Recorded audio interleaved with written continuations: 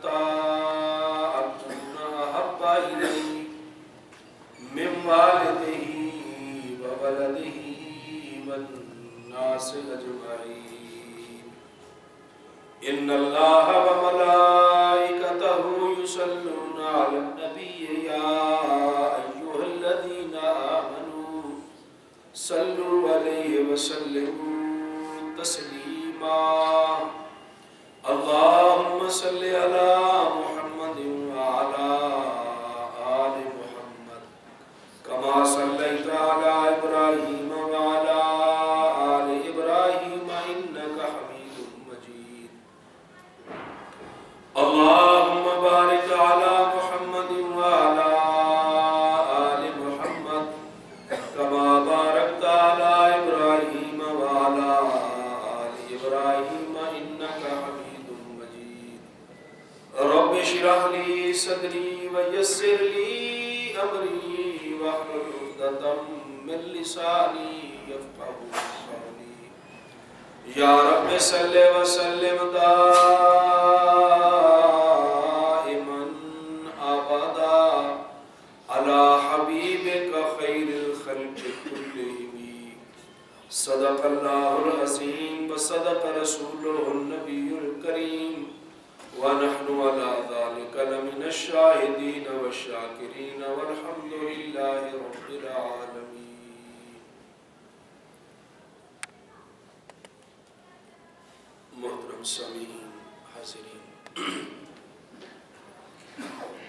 سیرت النبی صلی اللہ علیہ وسلم کے موضوع پر میں آپ کے سامنے کچھ گزارشات کر رہا تھا.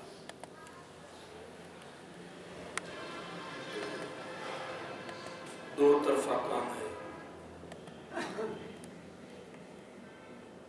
ایک چیز اللہ پاک نے نبوت کے ذمہ لگائی اور ایک چیز اللہ پاک نے امت کے ذمہ لگائی.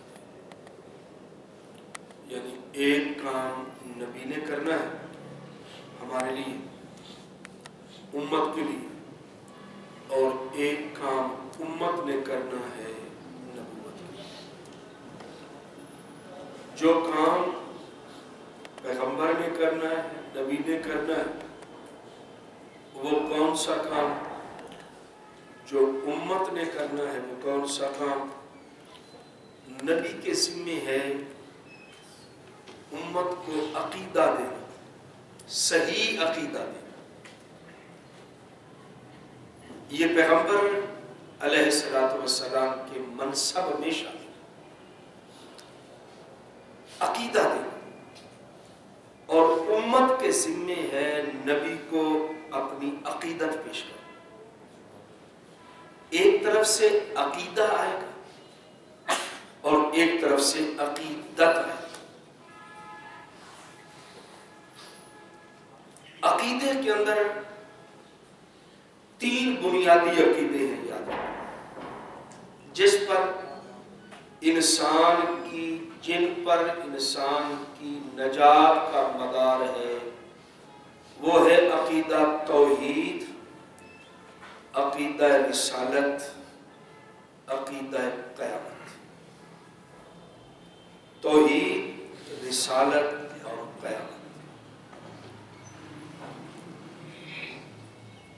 لوگوں کو بڑی عجیب سی بات لگی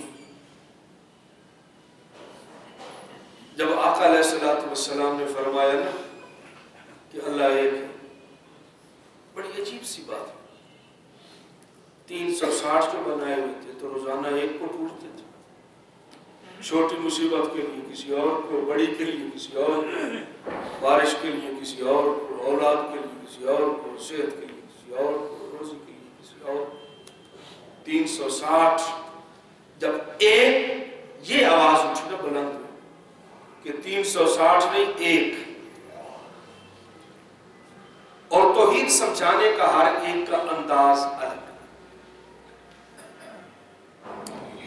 حضرت یوسف علیہ السلام جیل میں تھے اور جیل میں 2 بندے ان کے ساتھ اور بھی تھے. سورہ یوسف پڑھو.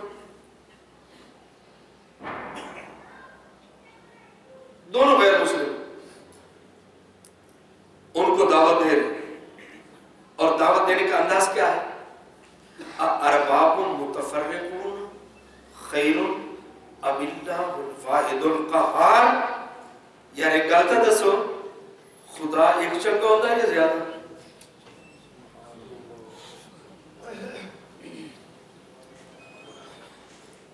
ارباب متفرقون خیر ام اللہ الواحد القہار، خدا ایک اچھا ہوتا ہے یا زیادہ اچھے ہوتے ہیں؟ تو یہ حضرت یوسف علیہ السلام کا ایک انداز تھا مسئلہ سمجھانے کا۔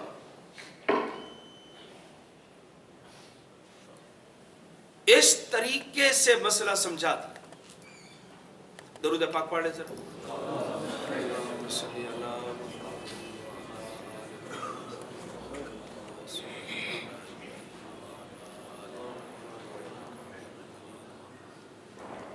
اللہم بارک علی محمد وعلی آل محمد کما بارکت علی ابراہیم وعلی آل ابراہیم انک حمید مجید۔ اللہم صلی علی محمد وعلی آل محمد کما صلیت علی ابراہیم وعلی آل ابراہیم انک حمید مجید۔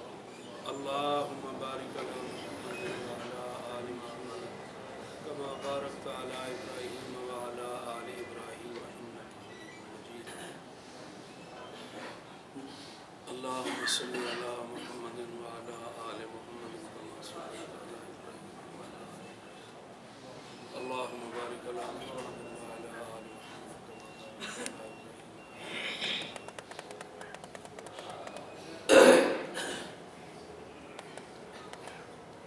وہ انداز تھا حضرت یوسف علیہ السلام، اور میرے آقا کا انداز کیا ہے؟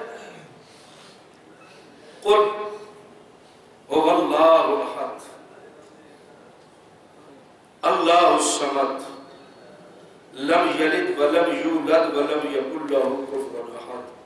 اب دیکھیں، یوں اگر حضور علیہ السلام فرماتے اللہ احد اللہ الصمد تو توحید پوری ہو سکتی تھی، لیکن یہ درمیان میں جو قل آیا نا، قل، میرے نبی آپ اپنی زبان پاک سے فرمائیں کہ اللہ ایک ہے، تو معلوم ہوتا ہے توحید بھی قابل قبول وہی ہے جو قبلی والے کی زبان سے نکلی۔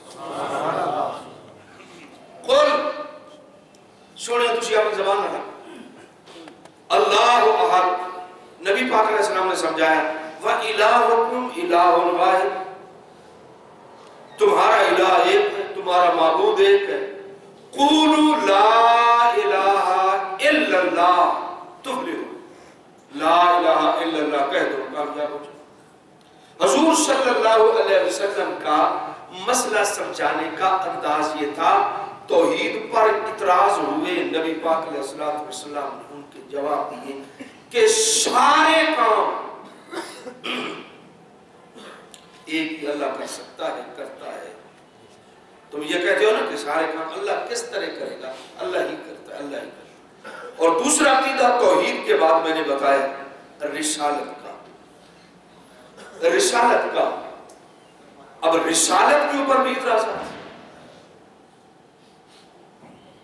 نبی پاک صلی اللہ علیہ وسلم نے مختلف مقامات پر رسالت پر اعتراضات ہوئے۔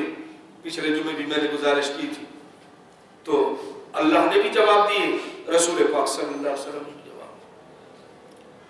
اور تیسرا جو بنیادی عقیدہ اسلام کا جس پر انسان کی نجات کا مدار ہے وہ ہے عقیدہ قیامت کے مرنے کے بعد اٹھنا۔ توحید، رسالت اور قیامت، مرنے کے بعد اٹھنا ہے، اس پر انہوں نے اعتراض کیا، اور اعتراض حصی تھا، بنتا بھی تھا۔ قال من یحیی العظام ویرمی، ہڈیاں زمین میں چلی جاتی ہیں، بسم ہو جاتی ہیں، ختم ہو جاتی ہیں، نظر ہی نہیں آتی۔ 800 سے 200 سال پہلے کے مردے کی قبر اکھیڑو، پتہ نہیں اندر کچھ ہوگا بھیا نہیں ہوگا۔ تو یہ ہڈیاں جو ٹوٹ پھوٹ جاتی ہیں، ان کو اللہ تعالیٰ جوڑ کے دوبارہ کس طرح انسان کو پیدا کرے؟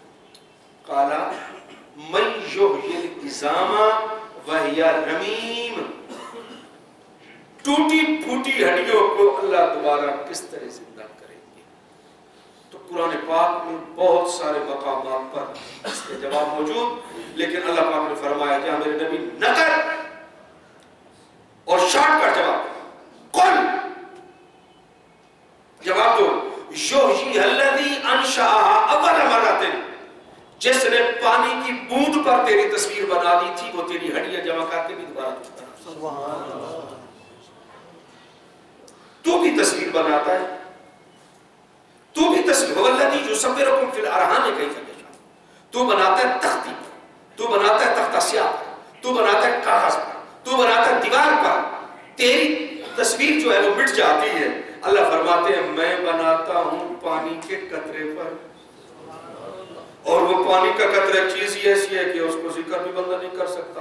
حل اتی علی الانسان حین من الدہر لم یکن شیئا مذکورا، اللہ فرماتے ہیں یہ اس کی ایک ایسی حالت تھی انسان کی، ایسی چیز تھی، یعنی گندا قطرہ تھا پانی کا، تو اس کا ذکر کرنا بھی مناسب نہیں۔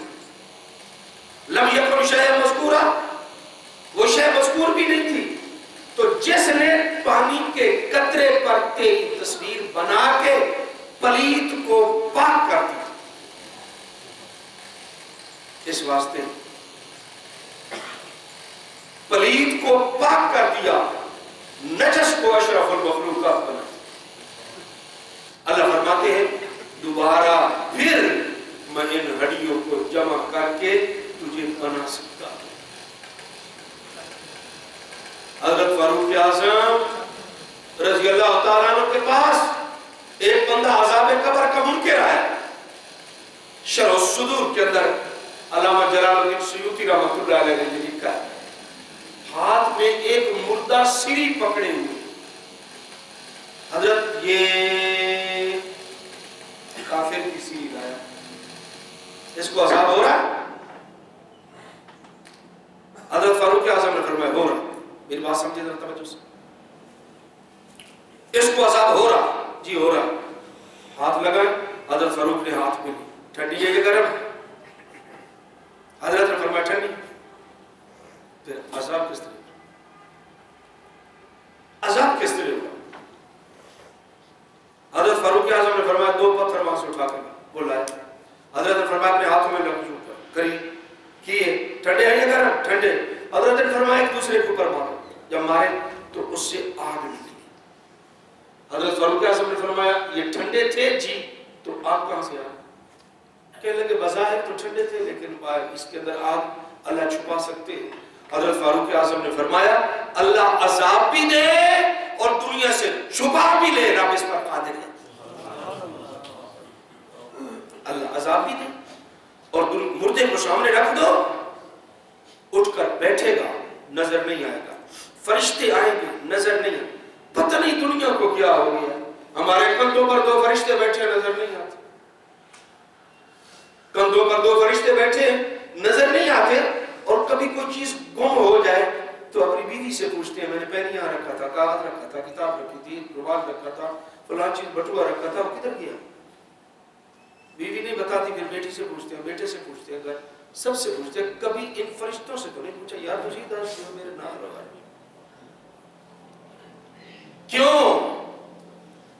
کیوں؟ اصل وجہ یہ ہے کہ اللہ پاک نے قانون بنا دیا ہے کہ وہ ہمیں دیکھتے ہیں، ہم انہیں، وہ ہماری بات سن رہے ہیں، ہم ان کی بات، جڑی عورت برکے جا رہی ہوتی ہے سارے نو دیکھ رہی ہوتی، لیکن ان کوئی نہیں، میرے پردے دے اندر جو برکے میں جا رہی ہے، نقاب میں جا رہی ہے تو سب کو دیکھ رہی ہے لیکن پھر بھی پردے میں، وہ سب کو دیکھ رہی ہے اس کے باوجود بھی وہ پردے میں۔ تو یہ مردے کو سب کچھ ہمارے سامنے ہو رہا ہو، سامنے ہمارے پاس سامنے ہو رہا ہو اور ہمیں نظر نہ آئے، کوئی اس کا انکار نہیں کر سکتا۔ حضرت ابو ہریرہ رضی اللہ تعالی عنہ، لوگ بازو جہاں تک دھوتے ہیں کونیوں تک، وہ یہاں تک۔ ابو ہریرہ کیوں؟ فرمایا حضور پاک تو سنیا سی جتھوں تک پانی لگے گا اتھوں تک بازو چمکن گے، میں چاہنا میرے دوجیاں تو زیادہ چمکن۔ تو ابو ہریرہ رضی اللہ تعالیٰ عنہ کا عقیدہ تھا کہ کہ یہی بازو ہیں جو یہ دوبارہ پیدا کر کے یہی جنت میں جائیں. نئے بازو نہیں ہیں. حضرت ابو ہریرہ کا عقیدہ تھا رضی اللہ تعالیٰ عنہ. اور ایک صحابی لنگڑا ہے اور میدان جہاد میں جا رہا ہے. حضور نے فرمایا لنگڑے پن کے ساتھ, کہتا ہے یا رسول اللہ شہید ہو جاؤ. جی چاہتا ہے اسی ٹوٹی ہوئی ٹانگ کے ساتھ جنت میں چلا جاؤ. توحید, رسالت اور قیامت یہ بنیادی عقائد تھے, اور یہ بنیادی عقائد یا دوسرے عقائد نبی پاک صلی اللہ علیہ وسلم نے امت تک پہنچائے نہیں, پہنچانے کا حق ادا کر. لکھا ہے کتابوں میں یہ پورا بدن ہے, پیر کے انگوٹھے سے لے کر سر چوٹی تک یہ تیرا بدن ہے. اور تیرا بدن آنکھ ہو تو سارا کچھ ہے, آدم آنکھاں ہوں تو جہان ہے. آنکھ ہو تو سب کچھ ہے, اور آنکھ نہ ہو تو تیرا یہ بدن سڑک پار کرنے میں دوسرے کا محتاج, ایک جگہ سے دوسری جگہ جانے پر دوسرے کا محتاج ہے, نالی پار کرنے میں دوسرے کا محتاج ہے, روٹی کھانے میں دوسرے کا محتاج ہے, لینے میں دوسرے کا محتاج ہے, پکانے میں دوسرے کا محتاج ہے. آنکھ نہ ہو تو یہ پورا بدن 6 فٹ کا دوسرے کا محتاج ہے, اور اگر آنکھ ہو تو پورے بدن کی آنکھ رہنما ہے. اور پھر کہاں گندگی لگی ہے, کہاں نہیں لگی, کون سی چیز لگنی چاہیے, کیا نہیں لگنا چاہیے, یہ آنکھ اسے بتا رہی ہے. تو علماء نے کتابوں میں لکھا ہے پوری کائنات,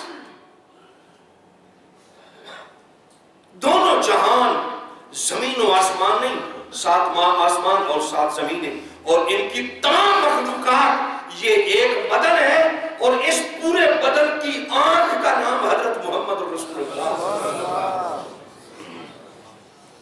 اور اس آنکھ کا ہر محتاج, اس آنکھ کا ہر محتاج. حرام کیا ہے, حلال کیا ہے. کبھی کبھی آپ کو مثال سناتا رہتا ہوں. سورج تیری بڑی تپش اور تیری بڑی روشنائی ہے, باریک سے باریک چیز بھی نظر آ جاتی ہے, باریک سے باریک چیز بھی نظر آتی ہے, لیکن سورج اتنا فخر نہ کر, تو سب کچھ روشن کرتا ہے, لیکن باہر اندر روشن کرتا ہے تو کملی والا کرتا ہے. وہ تجھے روشن کرتا ہے, اندر کو کوئی روشن کرتا ہے. سورج اتنا فخر نہ کر اپنی روشنی پر, تو یہ تو بتا سکتا ہے کہ یہ نوٹ 50 کا ہے یا 500 کا ہے, 100 کا ہے یا 1000 کا ہے, 10 کا ہے یا 20 کا ہے. یہ سورج کی روشنی یہ بتا سکتی ہے کہ یہ نوٹ کتنے کا ہے, لیکن یہ نوٹ حرام ہے یا حلال ہے اس سورج کی روشنی نہیں بتاتی, وہ آمنہ کے لال کے سورج کی روشنی بتاتی, وہ حضور کے دین کی روشنی. ایک جگہ پر اس کی روشنی جا کر کام کرنا چھوڑ دیتی, اس سورج کی روشنی کام نہیں کرتی. یہ چیز حرام ہے یا حلال, اور اس کو کہاں لگانا ہے, کہاں نہیں لگانا, کہاں خرچ کرنا ہے, کہاں خرچ نہیں کرنا, تو اس پر روشنی یہ ختم ہو جائے گی, اگلی روشنی میرے کملی والے کی شروع ہوتی.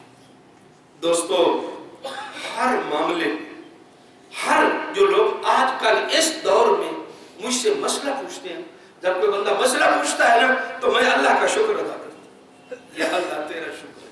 کوئی مسئلہ پوچھنا, اور لکھا ہے علماء نے, جو کسی سے مسئلہ حدیث پاک کے وکیلہ والے, جس عالم سے کوئی مسئلہ نہ پوچھے وہ اپنے آپ کو بدبخت سمجھے. جس سے کوئی مسئلہ نہ, جب کوئی مسئلہ پوچھتا ہے تو میں شکر ادا کر, یا اللہ تیرا شکر ہے, مسئلہ اس نے پوچھا. اور مسئلہ وہی پوچھتا ہے جس کے دل میں خوف خدا ہوتا, ورنہ گڈی چل دی بھئی یہ کون پوچھتا, دڑ باٹ کے زمانہ کاٹ چلتا جان کا کام.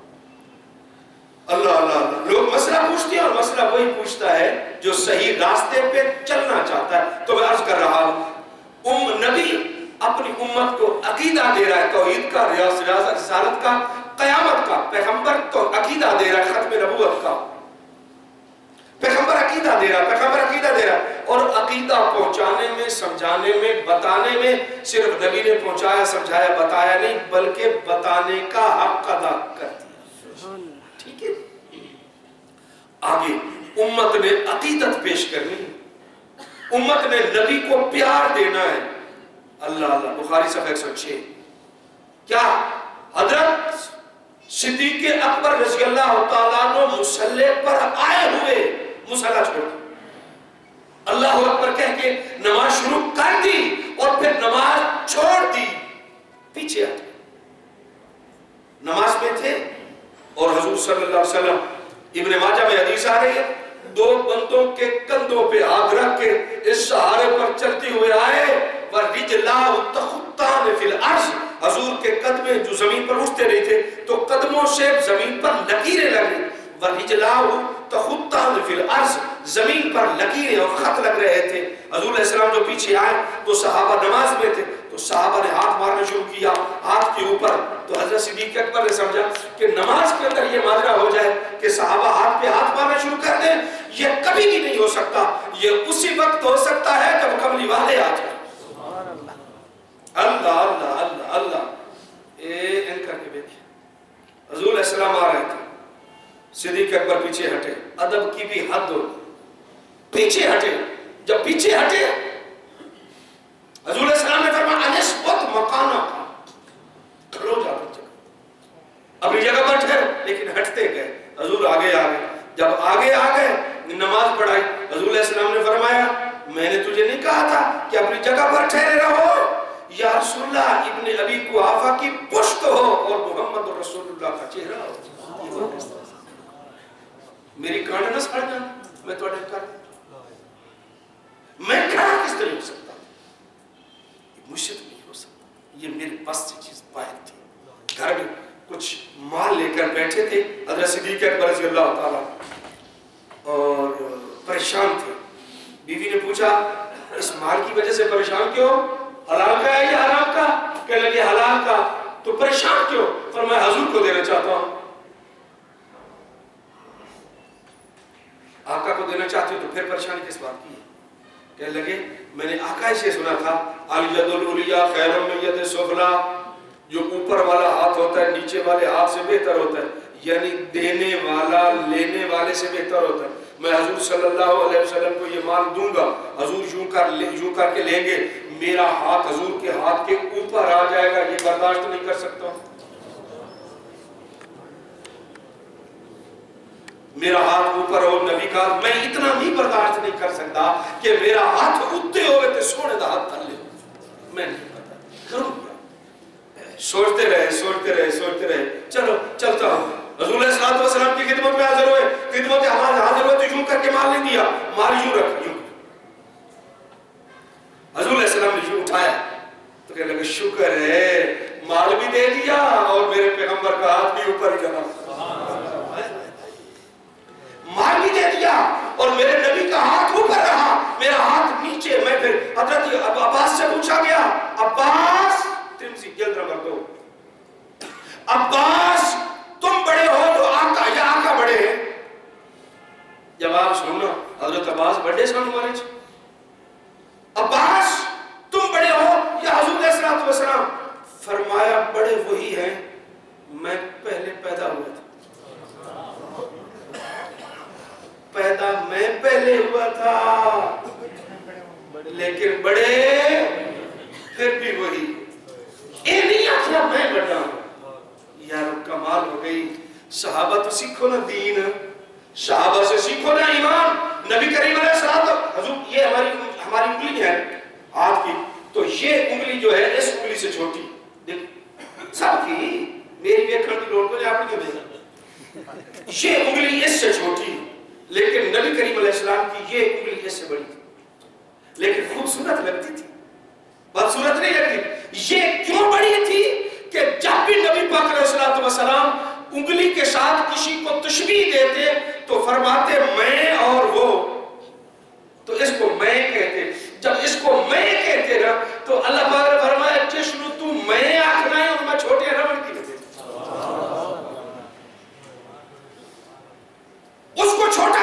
یہ انگلی نبی پاک صلی اللہ علیہ وسلم کی اس سے بڑی اس واسطے تھی کہ حضور فرماتے تھے جس نے 2 بچیوں کی پالا اور تربیت کی اور ان کی شادی کر دی, اور وہ اور میں قیامت میں اس طرح کھڑے ہوں گے, تو جب میں کہتے تو یہ انگلی آتی. اللہ اللہ اللہ. عربی کے اندر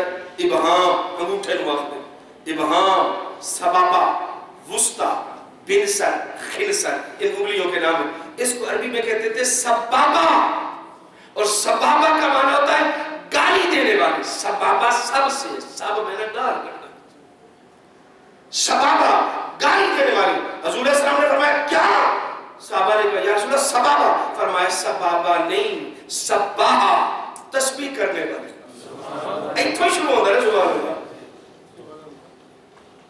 حضور صلی اللہ علیہ وسلم نے فرمایا سبابہ نہیں، سباہا، تسبیح کرنے والی. تو تسبیح ادھر سے شروع ہوتی ہے. اگر یہ تسبیح جو آج کل ہمارے ہاتھ میں ہے جس کو ہم تسبیح کہہ رہے ہیں، یہ سب سے پہلے کام حضرت ابو ہریرہ رضی اللہ تعالیٰ نے شروع کیا تھا. ایک دھاگے پر ڈانٹے مار لی نا 100 پوری، تو اس کے اوپر بیٹھ کر گنتی کے لیے تسبیح کرتے ہیں. پھر آسانی کے لیے ملکے آ گئے، ان پر ہم تسبیح کرتے ہیں. تو وہ بھی دائیں ہاتھ میں پکڑا کرو اس کو، دائیں ہاتھ. اور کہ ایک دفعہ میں پاس سے جا رہے تھے، میں تسبیح کر رہے تھے، ایک بابا کو بیٹھا، وہ میں نے آ کے لگا تسی غلط کر رہے. میں کہ ٹھیک کی، میں کہ انجن کہیں اندر دلایا. میں کہ کیوں؟ وجہ اچھا نہیں اس طرح ٹھیک ہے، اس طرح غلط. میں بڑا پوچھا، نہیں دسے. پھر مسئلہ انہوں نے سمجھایا. میں کہ ایک تسبیح کرنی اصل میں گنتی کرنی، اصل میں گنتی کرنی. میں آ رہا تھا خانقاہ ڈوگرہ سے، اور یہ فاروق آباد کے قریب ایک نہر آتی. ایک آدمی نے کچھ پیسے ٹھیپے 5 روپے کا 2 روپے ایتھے سے ٹھیپے نا، وہ جو نہر تو گزرے تو بیچ نہر تے سوچتے میرے نال ہی بیٹھتے. میں پاپا خیر تے ناراض تھا نہیں، گھروں لڑ کے تھا نہیں آیا پیسے. اور نہیں بس اسی چھڑو مولوی تو نہیں پتہ مسئلہ. میں کہ پتہ لگ گیا کہ ایک نال اور بندہ بیٹھا سی، آدھے حضرت خضر علیہ السلام دیتے سوں. اور میں کہ حضرت خضر جلیبیاں کھانی علیہ السلام. یار ایک کچھو میں ڈڈو میں پیسے کھان کی، چلو کوئی چیز لے کے کوئی چیز ہو کھان دی چھوڑ دے. یہ تو بلاوا نہیں ہو کھا تھا جانا. یہ پیسے چھوٹے نہیں تو نہر چھوٹے نہیں بچے چھوٹے. یہ جو راوی کے پل پر کھڑے ہیں پرندوں کو ڈالتے گوشت کو، ثواب تو ہوگا، میں ثواب کا انکار نہیں کرتا، ثواب تو ہوگا، لیکن اس کو صدقہ نہیں کہہ سکتے. صدقہ اور سیر دیو تو 2-3 بڑا میں دے کے پھر سوچ دن پتہ نہیں ہو دینا مجھے جانوروں کو اگر ڈالنا ہے تو میں عرض کر رہا ہوں ثواب کا انکار نہیں. لیکن صدقہ وہ ہوتا ہے جو انسان کو سمجھ آئے. حضرت صدیق اکبر رضی اللہ تعالیٰ عنہ نبی پاک صلی اللہ علیہ وسلم کو صدقہ نہیں دیتے. صحابہ کو پتہ ہے ہمارے آقا صدقہ قبول نہیں کرتے، زکوٰۃ قبول نہیں کرتے، نہ میرے آقا نہ میرے آقا کی اولاد. اللہ اللہ، یہ صدقہ قبول. حضور صلی اللہ علیہ وسلم تشریف فرما ہے، اور ساتھ حدیث میں لکھا ہوا ہے کہ کبھی حضرت عباس نبی پاک علیہ السلام کے چچا جان جو تھے، جن کے متعلق حضرت فاروق اعظم فرماتے ہیں جب مسلمان ہوئے نا کہ میرا ابا خطاب اگر مسلمان ہو جاتا تو مجھے اتنی خوشی نہ ہوتی جتنی خوشی حضور کے چاچے کے اسلام کی مجھے. فاروق کیوں؟ فرمایا اس واسطے کہ حضور کو جو خوشی ہو رہی ہے، حضور کو زیادہ خوشی ہو رہی ہے، مجھے بھی ہو رہی ہے. حضرت صدیق اکبر اور حضرت فاروق اعظم رضی اللہ تعالیٰ عنہ جب سواری پر ہوتے اور حضرت عباس آ رہے ہوتے تو شیخین کریمین، میری طرف توجہ، شیخین کریمین حضرت صدیق اکبر، حضرت فاروق اعظم، حضرت عثمان غنی رضی اللہ تعالی عنہم، یہ ان کو دیکھ کر اپنی سواری سے اتر آتے تھے، اور جب تک وہ نظر آتے رہتے اپنی سواری تھام کے کھڑے رہتے، اپنی سواری پہ سوار نہ ہوتے. جب وہ چلے جاتے تو پھر سواری پہ سوار ہوتے. کہتے کیوں؟ فرمایا حضور کے چاچا جان، حضور علیہ السلام کے چاچا جان، ہمارے نبی ادب کرتے. حضرت صدیق اکبر رضی اللہ تعالیٰ عنہ تشریف فرمائے، حضور کی دائیں طرف مجلس میں بیٹھے، حضرت علی تشریف لائے، حضرت صدیق اکبر کھڑے ہو کر جگہ دی. بتاؤ کہ کسی کو مجلس میں اٹھ کر اپنی جگہ پر بٹھا دینا یہ تکریم و تعظیم نہیں ہے تو اور کیا ہے؟ یہ تعظیم و تکریم ہے. حضرت صدیق اکبر کھڑے ہو گئے اور فرمانے لگے کہ تفضل ہنا یا ابا تراب، ابو تراب یہاں تشریف لائیں. تو حضرت علی کو اس مقام پہ جگہ دیا کرتے تھے. اس مقام پہ ٹھکانہ دیا کرتے. حضرت عبداللہ ابن عمر رضی اللہ تعالیٰ عنہ مسجد نبوی میں اس طرح نظر گھماتے جس طرح کوئی چیز گم ہو گئی ہو. یوں صحابہ پوچھتے کیوں ایسا کیوں کر رہے ہو؟ فرمانے لگے میں وہ مقامات تلاش کر رہا ہوں، میں وہاں نماز پڑھوں جہاں میرے کملی والے نے قدم رکھ کے نماز ادا کی تھی. ہائے ہائے ہائے، میں وہ جگہ تلاش کروں جہاں میرے آقا نے نماز پڑھی. ابن عمر ایسا کیوں کرتے ہو؟ فرمایا اس لیے کرتا ہوں کہ میرے ابا بھی اسی طرح کیا کرتے تھے. یعنی اپنے والد صاحب حضرت فاروق اعظم رضی اللہ عنہ، میرے والد صاحب میرے ابا جی بھی اسی طرح کیا کرتے تھے. ہر سے واپس آ رہے حضرت عبداللہ ابن عمر اور ایک جگہ پر تقاضا نہیں تھا پیشاب کا، بیٹھ گئے. کچھ دیر کے بعد اٹھے، صحابہ نے پوچھا تقاضا کیا؟ نہیں.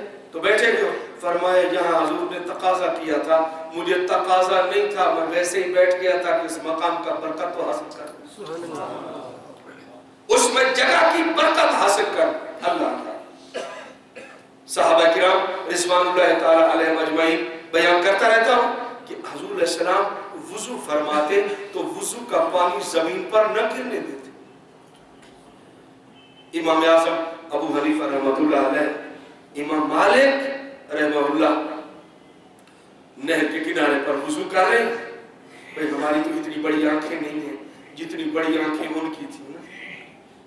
امام مالک نہر کے کنارے پر وضو کر رہے تھے اور ناک میں پانی چڑھایا تو وہاں وضو نہ کیا. ویسے چلتا پانی ہے تو پاک ہے نا، لیکن گندے نالے نہ چلتا ہے نہیں، ستھرا پاک تو ہے. امام مالک نے وضو نہ کیا. کیوں نہیں کیا؟ فرمایا پیچھے کوئی زانی گزر کر اور مجھے اس کی زنا کی سے بدبو. اور امام اعظم امام ابو حنیفہ رحمہ اللہ فرماتے کہ حضور علیہ السلام نے فرمایا جب کوئی بندہ وضو کرتا ہے تو اس کے گناہ اس کے پانی سے نکل جاتے ہیں، اس کے اعضاء کے گناہ، پیروں کے، ہاتھوں کے، چہرے کے، منہ کے، یہ سارے گناہ اس پانی سے نکل جاتے ہیں. امام ابو حنیفہ رحمہ اللہ فرماتے ہیں یہ تو حدیث ہے، اللہ گواہ ہے میں گناہوں کو چلتے ہوئے بھی دیکھتا ہوں کہ وہ پانی میں فراغ ہوا کشف، میں ان گناہوں کو دیکھ لیتا ہوں. لیکن ہر بندے کے پانی میں گناہ بہیں گے اور پیغمبر کے وضو کا پانی اس میں گناہ کیا بہیں گے؟ اس میں تو برکت ہی برکت، اس میں تو برکت ہی برکت ہو. حضور علیہ السلام وہاں گناہ ہے ہی کوئی، گناہ بہے گا وہاں تو گناہ ہے ہی کوئی. حضور علیہ السلام وضو کرتے صحابہ اپنے ہاتھوں پہ، بخاری صفحہ 71 یہ نمبر 1، ہاتھوں پر پانی لے کر اپنے منہ پر، جسم پر، سینے پر، بازوؤں پر مل رہے ہیں. کوئی صحابہ بعد میں ہے، اور انہوں نے کہا کہ وہ پانی نبی پاک علیہ السلام کے وضو والا پانی کہاں گیا؟ انہوں نے کہا جی ہم نے تو اپنے ہاتھوں پر لگا کر اپنے بدن پر مل لیا تھا. تو آنے والے صحابہ نے کہا اگر آپ نے بدن پر مل لیا تھا تو جن لوگوں نے ہاتھوں پر پانی لیا تھا وہ کہاں گئے؟ صحابہ نے کہا ہمارے ہاتھوں پر وہ پانی خشک ہو گیا. انہوں نے کہا ہمیں خشک چاہیے. جن صحابہ نے اپنے ہاتھوں پر نبی پاک علیہ السلام کے وضو کا پانی ملا تھا وہ اپنے ہاتھوں کو یوں کرتے اور آنے والے صحابہ ان ہاتھوں پر یوں اپنے ہاتھ ملتے اور اپنے چہرے اور سینے پر ملتے. اللہ. حضرت عبداللہ ابن عمر رضی اللہ تعالی عنہ حضور علیہ السلام ممبر سے اٹھتے، ممبر کے اوپر اپنا ہاتھ پھیرتے جہاں حضور علیہ السلام بیٹھتے، ممبر پر ہاتھ پھیر کے اپنے سینے پر پھیر لیتے. حدیث کی کتابوں کے اندر یہ واقعات موجود. اللہ رب العزت نے اپنے نبی کے ذمہ لگایا کہ عقیدہ پیش کرو، آگے امت کے ذمہ لگایا کہ تم اپنے پیغمبر کو عقیدت پیش کرو. کس طرح؟ لا ترفعوا اصواتکم فوق صوت النبی، اپنے پیغمبر کی آواز سے تمہاری آواز اونچی نہ ہو. ولا تجهروا له بالقول كجهر بعضكم لبعض ان تحبط اعمالكم وانتم لا تشعرون. اور میرے نبی کو اس طرح بھی آواز نہ دو جس طرح تم اپنے آپ کو ایک دوسرے کو آوازیں دیتے، اس طرح آواز نہ دو تو جس طرح صحابہ کو یہ آیت پہنچی، جب یہ آیت پہنچی تو پھر آہستہ آہستہ بات کرتے ہیں حضور علیہ السلام کے سامنے، اور کئی دفعہ نبی پاک صلی اللہ علیہ وسلم کو فرمانا پڑتا اونچا بولو، ذرا اونچا بولو. پھر اللہ پاک نے آیت اتاری ان الذین یغضون اصواتهم عند رسول اللہ صلی اللہ علیہ وسلم، وہ لوگ جو اپنی آوازوں کو نبی کی مجلس میں، نبی کی محفل میں، نبی کے دربار میں اپنی آوازوں کو پست رکھتے ہیں. یغضون اصواتهم عند رسول اللہ صلی اللہ علیہ وسلم اولئک الذین امتحن اللہ قلوبهم للتقوی. اللہ فرماتے ہیں میں ان کے دلوں کا امتحان لے چکا. اللہ پاک فرماتے ہیں میں ان کے دلوں کا امتحان لے چکا ہوں. صحابہ ایسا بولتے، پست آواز سے بولتے. بخاری کے دیکھ میں حدیث آ رہی، حضور صلی اللہ علیہ وسلم سوئے ہوئے ہوتے اور صحابہ جب آتے، کان نبی صلی اللہ علیہ وسلم اذا نام، حضور علیہ السلام جب سوئے ہوئے ہوتے تو صحابہ کیا کرتے؟ کہتے ہیں لا نقرس، ہم حضور کو جگاتے نہیں تھے حتیٰ یقون ہوا یستیقظ، حتیٰ کہ حضور خود جاگ جاتے.